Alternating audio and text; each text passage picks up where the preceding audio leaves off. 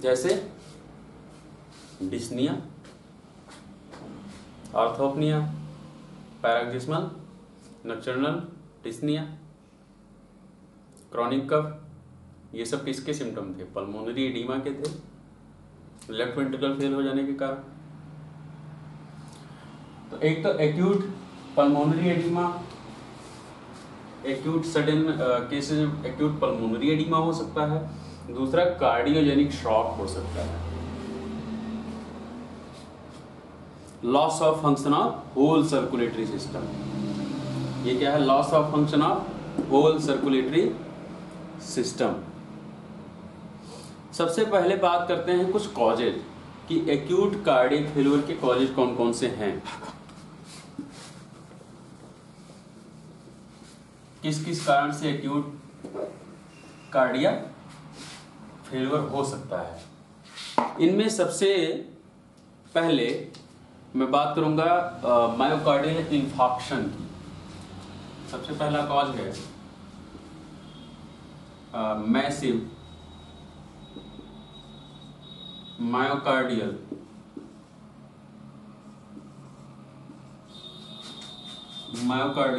Infarction की। Myocardial infarction क्या है? Infarction cellular death. मायोकार्डियल मतलब मायोकार्डिया के सेल की डेथ हो जाए, मतलब मायोकार्डियम मसल्स जो कार्डिया की हैं उनके सेल की डेथ हो जाए किसी एरिया में। लेकिन यहाँ बात क्या हो रही है? Massive myocardial infarction. मैसिव मतलब बहुत बड़ा एरिया, कोई छोटा एरिया नहीं, कोई बड़ा एरिया इन्वॉल्व हो जिसमें मायोकार्डियल इंफाक्शन हो, मैसिव मायोकार्डियल इंफाक्शन। तो पहला कारण जो एक्यूट कार्डियक फेल्योर का है वो क्या है? Massive myocardial infarction. अब मैसिव मायोकार्डियल इंफाक्शन में क्या है?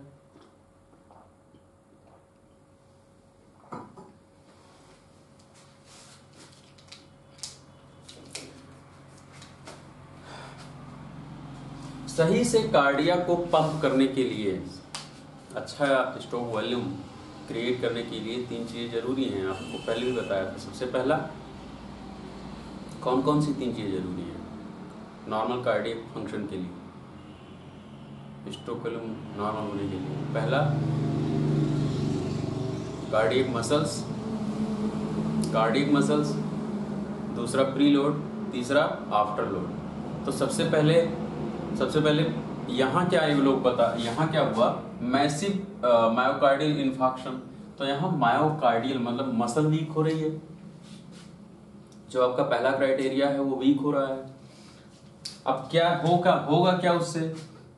मैं सिर्फ लेफ्ट वेंट्रिकल बना रहा हूं यहाँ, ये लेफ्ट वेंट्रिकल है और ये लेफ्ट वेंट्रिकल की मसल है, ये लेफ्ट वेंट्रिकुलर मसल है। यहां से जब लेफ्ट वेंट्रिकल पंप करता है तो यहाँ से ब्लड पंप होता है ऑर्टा में, यहाँ से ऑर्टा में ब्लड पंप हो जाता है। लेकिन अगर किसी भी कारण से अगर ये मसल ही, अब ये कॉन्ट्रैक्शन क्या है? मस्कुलर कॉन्ट्रैक्शन होता है तभी तो ब्लड पंप हो पाता है। लेकिन अगर किसी कारण से ये सेल ही डेड हो जाए, एक मैसिव मायोकार्डियल इंफाक्शन हो, एक बड़ा एरिया इंफाक्ट हो जाए, ये काम ही ना करे, ये काम करना बंद कर दे, तो एक पर्टिकुलर मैसिव एरिया, एक बड़ा एरिया अगर काम नहीं करेगा तो इस एरिया में कॉन्ट्रैक्शन भी नहीं होगा। काम करना क्या है? कॉन्ट्रैक्शन करना, वही इनका काम है। अगर ये फेल हो जाए काम करने से तो इस एरिया में कॉन्ट्रैक्शन नहीं होगा, और जो सिस्टोलिक फेज में एक फोर्स जनरेट किया जाता है बाहर से अंदर की तरफ, जिसको हम लोग क्या कहते हैं? कॉन्ट्रैक्शन। ब्लड को उछाल दिया जाता है बाहर की तरफ। तो अगर ये मैसिव एरिया कॉन्ट्रैक्शन नहीं होगा तो इधर से प्रेशर ब्लड के ऊपर नहीं आएगा, ये वाला एरिया बिल्कुल जीरो हो जाएगा, ये वाला एरिया बिल्कुल पंप नहीं करेगा क्योंकि यहां इन्फार्क्ट हो गए हैं सेल्स। और अगर ये एक एरिया पूरा पंप नहीं करेगा तो ये क्या होगा? डिसबैलेंस होगा। एक तो इधर से पंप नहीं हो रहा है दूसरा इधर से अगर फोर्स ज्यादा जा रहा है और इधर से पंप नहीं होगा तो ये वाला फोर्स इसको पुश करेगा इस मसल को बाहर की तरफ, और अगर ये फोर्स इस मसल को बाहर की तरफ पुश करना शुरू कर दे तो होगा क्या, जब इधर से और नीचे से हर तरफ से फोर्स लगता है तब ब्लड ऊपर की तरफ जाता था। लेकिन अगर एक तरफ की मसल्स बिल्कुल काम करना बंद कर दे तो एक तो उधर से फोर्स नहीं आ रहा है, वो तो वीकनेस है, दूसरा जो इधर क्योंकि और दूसरी साइड से फोर्स है तो होगा क्या, अगर उधर से फोर्स नहीं आएगा तो इधर से ये पुश करना शुरू कर देगा। तो ये जो ब्लड पे प्रेशर आता था नीचे से ऊपर की साइड में, अब वो क्या नॉर्मली प्रेशर बनेगा कि ऊपर की तरफ पंप हो ब्लड इसी में हो सकता है कि 70 ml में से 20 ml ब्लड पंप भी हो गया तो 20 ml से कोई कार्डियक आउटपुट नहीं मेंटेन हो पाएगा, और डिपेंड करता है कि कितना बड़ा मैस्कुलर इन्फेक्शन हुआ है। तो ये सडन मैस्कुलर इन्फार्क्ट हो उसके एक कारण से एक्यूट सडन हार्ट फेलियर हो सकता है। हार्ट फेलियर क्या है, नॉर्मल कार्डियक आउटपुट ना बना पाना, कॉन्ट्रैक्शन यहाँ बहुत ही पुअर हो जाएगा, पुअर कॉन्ट्रैक्शन होगा, इनका मूवमेंट नहीं हो पाया, हाइपोकाइनेसिया कहते हैं, मसल्स के वीक मूवमेंट्स को कहा जाता है हाइपोकाइनेसिया। हाइपोकाइनेसिया, काइनेसिस मतलब होता है मूव होना, हाइपोकाइनेसिया होगा।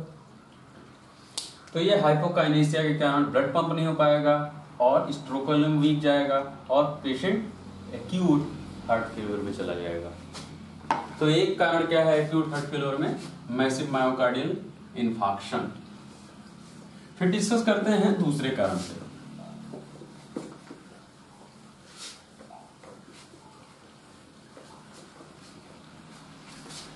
दूसरा कारण है वॉल्वुलर रिगर्जिटेशन। वॉल्वुलर रिगर्जिटेशन, वॉल्वुलर रिगर्जिटेशन नॉर्मली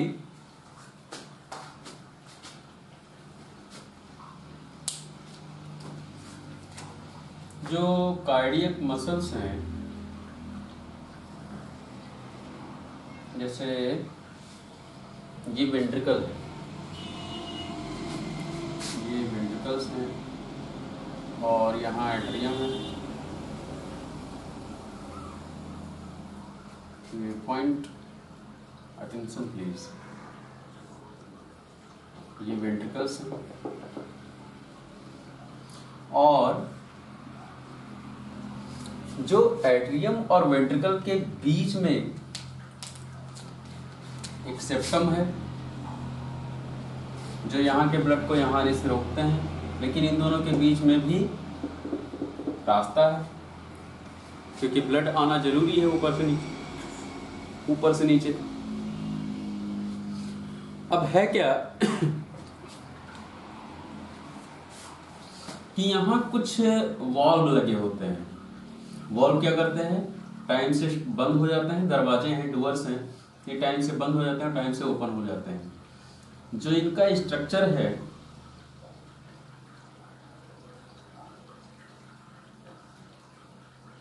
ये कुछ ऐसे दरवाजे हैं, डोर्स हैं। तो जब ब्लड आना होता है ये ओपन होते हैं और ब्लड जब यहाँ भर रहा होता है तो ये क्लोज हो जाते हैं, ये ऊपर की तरफ चले जाते हैं और ये दोनों आपस में मिल जाते हैं तो ये क्लोज हो जाते हैं। इनको क्या कहते हैं, वॉल्व। और ये क्या है, कस्प, इनको कहा जाता है कस्प। कस्प मतलब पत्तियां, पतली पतली, तो ये है कस्प। यहाँ दो कस्प आपको दिख रहे हैं, जहां पर 3 कस्प होते हैं उनको ट्राइकस्पिड कहा जाता है, जहां 2 कस्प होते हैं उनको बाइकस्पिड कहा जाता है। इन कस्प का स्ट्रक्चर भी मैं कुछ चीजें बताता हूं आपको। ये मायोकार्डियम है। अब ये कस्प काम कैसे करते हैं वो मैं आपको बता रहा हूँ कि कैसे अपने आप ओपन होते हैं, कैसे क्लोज होते हैं।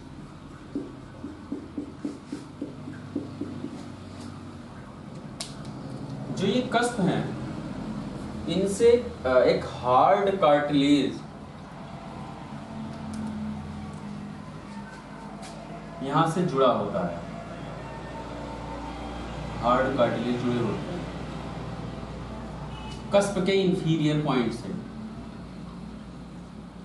टिप ऑफ द हेड, यहां से हार्ड कार्टिलेज जुड़े होते हैं। टेंडन कह सकते हो इसको, टेंडन्स जुड़े हैं, और ये टेंडन्स बाद में आपस में जुड़ते हुए नीचे जाते हैं और मायोकार्डियल मसल से जुड़ जाते हैं।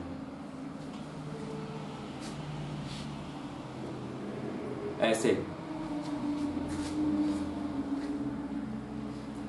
इसके दो ब्रांचेस हैं, यहां से मायोकार्डियम में जाकर जुड़ जाते हैं। ये आपस में नहीं जुड़ते, ये दो टेंडन बनते हैं और ये मायोकार्डियम से जुड़ जाते हैं। जो ये टेंडन है, क्योंकि ये कार्डिया का टेंडन है, तो इसको कहा जाता है कॉर्डा टेंडिनाई। जो इसको नाम दिया गया, इसको नाम दिया गया कॉर्डा टेंडिनाई। इस टेंडन को कॉर्डा टेंडिनाई, और इसमें भी दो स्ट्रक्चर हैं। जो ये वाला एरिया है, ये तो टेंडन है, इतना एरिया टेंडन है, और जो ये नीचे का है, ये पोर्शन जो टेंडन से जुड़ा हुआ है,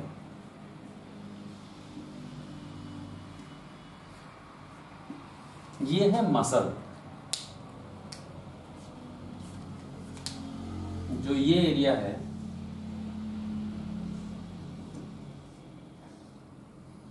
ये है मसल।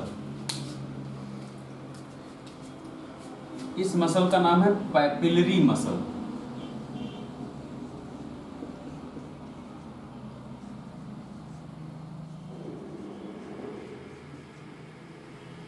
इस मसल का नाम है पैपिलरी मसल। आप जानते हैं कि जैसे कोई भी मसल हो, जैसे मान लेते हैं एक मसल ये है, कोई भी मसल है, तो मसल का जब एंडिंग पॉइंट होता है, जब जाकर कहीं ये जुड़ती है, ये वाला पॉइंट जहां पर जाकर कहीं जुड़ती है, ऑरिजिन और इंसर्शन पॉइंट जहां पर है, तो इंसर्शन पॉइंट को टेंडन कहा जाता है। मसल और बोन के अटैचमेंट पॉइंट को क्या कहते हैं? टेंडन। पता है? रिमेंबर? तो ऐसे ही ये भी एक मसल है, इसको आप पैपिलरी मसल कह सकते हैं, ये पूरी मसल है, लेकिन जो ये पॉइंट है, इसको हम लोग क्या कहते हैं? टेंडन। और ये जुड़ा किससे है? कस्प से। ये किससे जुड़ा है? कस्प से। अब है क्या?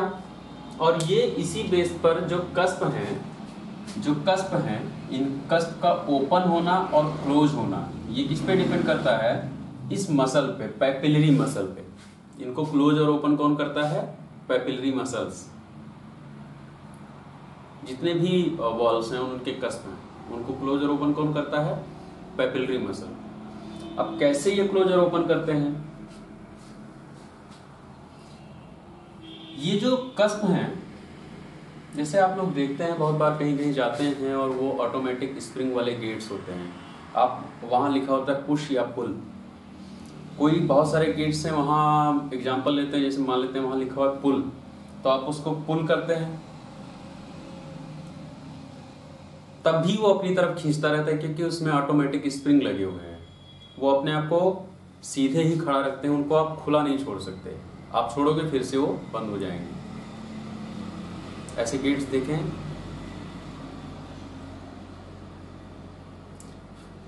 ऑटोमेटिकली बंद हो जाते हैं। जो कस्प हैं कुछ ऐसे ही हैं, जो कस्प हैं ये ऑटोमेटिक डूअर्स हैं। ये इनको अगर आप पुश करो तो ये ओपन होंगे, और जैसे ही इनको छोड़ोगे ये क्लोज हो जाएंगे। तो इनको क्लोज होना ही पसंद है, ये ऑटोमेटिकली क्लोज ही रहते हैं हमेशा। लेकिन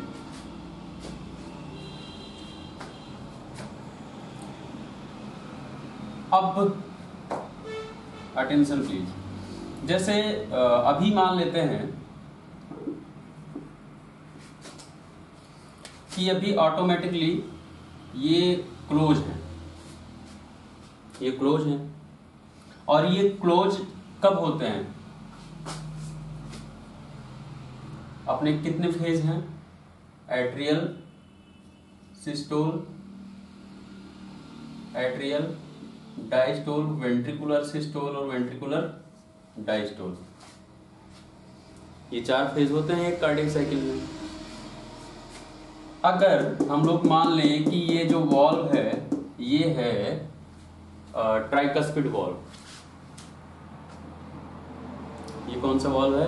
tricuspid valve, atrioventricular valve. Atrium से ब्लड को वेंट्रिकल में ना आने दे, ऐसा वॉल्व, और वेंट्रिकल से ब्लड एट्रियम में ना जाने दे, वैसा वॉल्व है।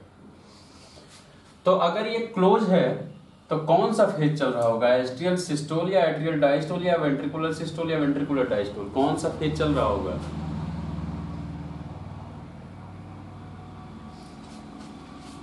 एट्रियल डायस्टोल चल रहा होगा, और वेंट्रिकुलर सिस्टोल नहीं चल रहा होगा।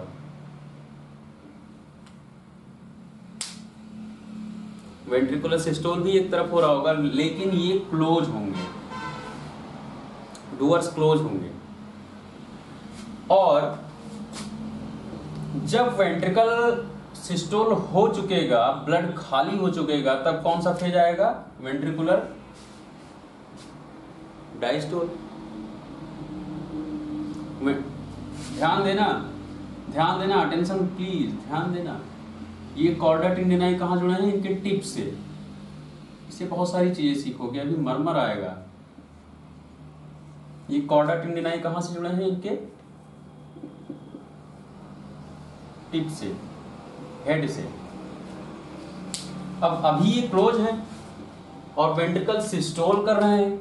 तो वेंट्रिकल जब सिस्टोल करता है, ध्यान देना, जब वेंट्रिकल सिस्टोल करते हैं तो होता क्या है कि ये मसल्स आपस में पास में आती हैं, नीचे वाली मसल भी ऊपर जाती है, क्योंकि ये कॉन्ट्रैक्शन कर रहे हैं, कुछ ऐसे, कुछ ऐसा। लेकिन जब इनको डायलेट करना होगा तो ये सब मसल बाहर की तरफ जाएंगे, क्योंकि यहाँ स्पेस ओपन करना है ब्लड आने के लिए यहाँ का। तो ये सब मसल्स बाहर जाएंगी, नीचे वाली मसल नीचे जाएगी, तो एक बड़ा सा स्पेस बनेगा। समझ में आ रहा है?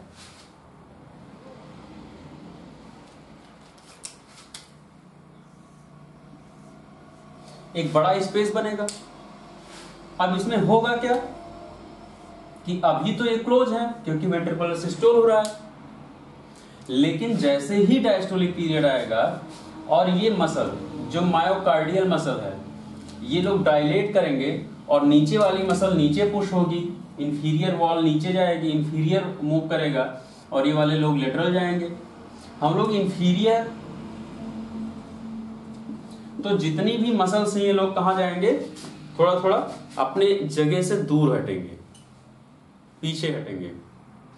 तो जो ये इस साइड की मसल्स हैं, जब ये पीछे जाएंगी, जब ये दूर जाएंगी, तो ये किसको पुल, अब ये अगर यहां से हटकर यहां जाएंगी तो ये जो पैपिलरी मसल है, क्योंकि इसी से जुड़ी हुई है, तो पैपिलरी मसल भी उसके साथ बाहर की तरफ पुश होगी, वो खींचेगा, पैपिलरी मसल खींचेगी। और ये जो पैपिलरी मसल है अगर ये पीछे बाहर की तरफ खींचेगी, तो क्योंकि ये कॉर्डा टेंडिनाई इसी से जुड़ा हुआ है तो ये भी बाहर की तरफ खींचेगा। और क्योंकि ये कॉर्डा टेंडिनाई यहाँ के हेड से जुड़ा हुआ है, जब यहाँ से रस्सी, ये ऐसे समझ सकते हो कि यहाँ से रस्सी बंधी हुई है और इस रस्सी का दूसरा छोर किसके हाथ में है? मसल्स के, कार्डियक मसल्स के। और अगर कार्डियक मसल पीछे हटेंगी तो ये रस्सी भी पीछे खींचेगा, और जब ये पीछे खींचेगा तो ये वैसे ही है कि ऑटोमेटिक डूअर्स हैं और इनके लास्ट पॉइंट पर रस्सी बंधी हुई है, और ये जब पीछे खींची जाएगी तो ये ऑटोमेटिक क्या होंगे? ओपन हो जाएंगे। समझ में आ रहा है? जैसे आप देखते हो दो डूअर्स हैं, ऐसे डूअर्स होते हैं और यहाँ पर हैंडल लगे होते हैं जिनको हम लोग पकड़ के खोलते हैं और बंद करते हैं। सोचो अगर यहाँ पर रस्सी बांध दी जाए ऐसे, और इसको आपको पकड़ा दिया जाए और आपसे कहा जाए कि आप पीछे हटते चले जाइए, तो ये गेट ऑटोमेटिक क्या होगा? ओपन हो जाएगा। और जब आपसे कहा जाए कि आप आगे आ जाइए तो ये गेट ऑटोमेटिक फिर से क्लोज हो जाएगा। समझ में आ रहा है कि कैसे कस्प काम करते हैं?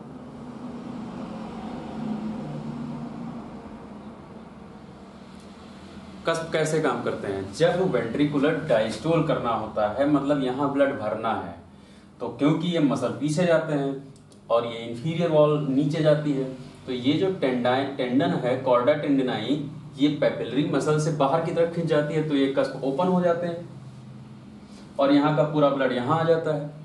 लेकिन जब डायस्टोल पीरियड खत्म हो जाता है तो इनको सिस्टोल करना होता है, तो मसल्स पास में आनी शुरू होती है और जितने ज़्यादा सिस्टोल होगा उतना ज़्यादा पास में आएंगी, क्योंकि इनको कॉन्ट्रैक्शन करना है, बाहर की तरफ फेंकना है ब्लड।